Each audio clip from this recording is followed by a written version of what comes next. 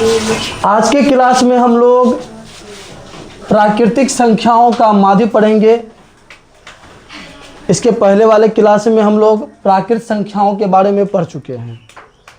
प्राकृतिक संख्या को ही प्राकृतिक संख्या भी कहते हैं। और हम लोग क्या पढ़े थे, तो गिनती की संख्या को प्राकृतिक संख्याएं कहते हैं।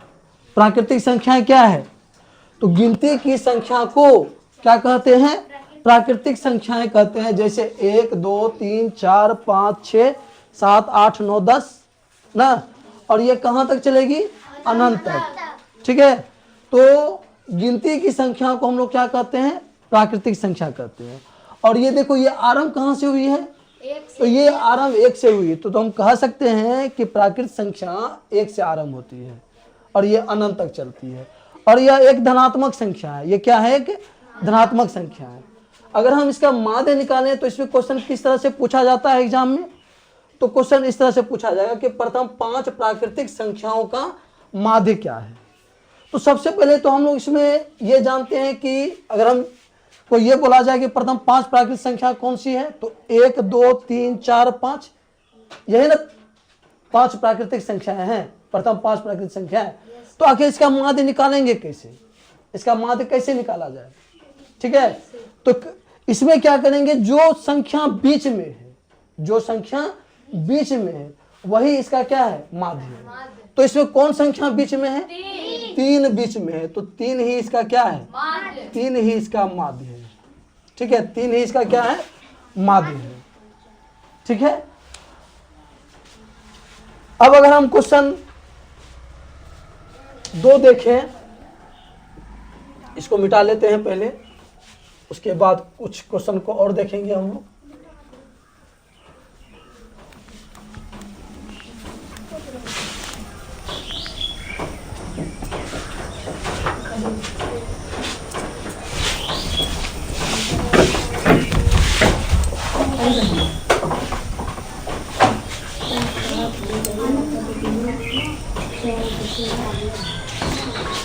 कुछ सवाल और देखते हैं।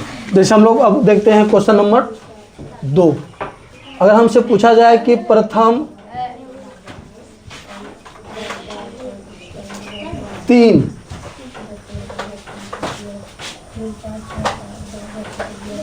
प्राकृतिक संख्याओं का माध्य क्या है। अगर सवाल यह पूछा जाए हमसे कि प्रथम 3 प्राकृतिक संख्याओं का माध्य क्या है, तो सबसे पहले हम लोग क्या करेंगे, इसको बनाने के लिए प्रथम 3 प्राकृतिक संख्या लिखेंगे। तो प्रथम 3 प्राकृतिक संख्या कौन कौन सी है, 1 2 और 3। और इसको निकालने का सबसे आसान विधि क्या बताए थे अभी, कि बीच में जो संख्या है, इसमें बीच में कौन सी संख्या है, 2। तो यही इसका क्या है, यही इसका माध्य है, यही हो जाएगा इसका क्या आंसर हो जाएगा। ठीक है, तो प्रथम 3 प्राकृतिक संख्याओं का माध्य क्या होगा, तो 2 होगा। प्रथम 3 प्राकृतिक संख्याओं का माध्य क्या होगा, 2 होगा। ठीक है, अब हम जैसे एक क्वेश्चन और लेते हैं और हम लिखते हैं, अगर प्रथम 4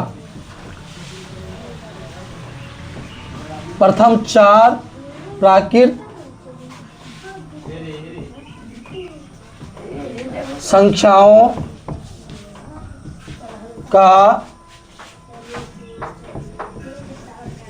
माध्य क्या है। अगर हम ये क्वेश्चन लें कि प्रथम 4 प्राकृतिक संख्याओं का माध्य क्या है, तो सबसे पहले तो हम लोग ये जानेंगे कि प्रथम 4 प्राकृतिक संख्या कौन कौन सी है, 1 2 3 4। अब इसमें हम देखते हैं कि इसमें बीच में कौन सी संख्या है।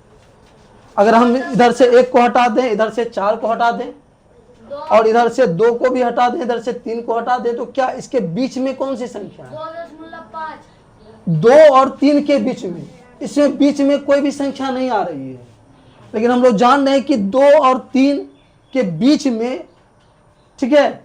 2 और 3 के बीच में क्या है, कौन सी संख्या है पता है? तो 2 और 3 के बीच में 2.5 है। अगर ऐसा हो जाए कि कोई संख्या बीच में ना आए, ठीक है, तो उसमें से देखेंगे कि कौन सी दो संख्या है, कौन सी दो संख्या है जो कि बीच में आ रही है। अगर एक संख्या बीच में नहीं आती है तो देखेंगे कि अगर दो संख्या बीच में है तो इन दोनों संख्याओं के बीच में कौन सी संख्या आती है। तो 2 और 3 के बीच में कौन सी संख्या? तो 2 और 3 के बीच में 2.5 है। तो 2 और 3 के बीच में क्या है? 2.5 है। तो यही इसका क्या हो जाएगा? यही इसका क्या हो जाएगा? माध्य हो जाएगा। ठीक है, 2.5। मतलब कि प्रथम 4 प्राकृत संख्याओं का अगर माध्य पूछा जाए तो ये हो जाएगा 2.5। ठीक है, तो ये बीच में कैसी संख्या आती है ये समझ में आ गया। जैसे हम कहें कि 7 और 8 के बीच में कौन सी संख्या है, तो 7 और 8 के बीच की संख्या है कौन सी? 7.5। अगर हम कहें 9 और 10 के बीच कौन सी संख्या है, तो 9.5। तो इसी तरह से 2 और 3 के बीच कौन सी संख्या है? तो 2 और 3 के बीच की जो संख्या है वो 2.5 है और यही इसका क्या हो जाएगा? माध्य हो जाएगा। क्या माध्य को समझने में यहाँ तक कोई दिक्कत? इसी तरह से अगर हमसे अब कोई भी सवाल पूछ दिया जाए तो इस आधार पे हम लोग क्या कर सकते हैं? माध्य को अच्छी तरह से बना सकते हैं। एग्जाम में माध्य से हमारा सवाल कभी भी नहीं छूटेगा अगर इस तरह का कोई भी सवाल पूछ दिया जाए। ठीक है, तो आगे का टॉपिक हम लोग नेक्स्ट क्लास में पढ़ेंगे।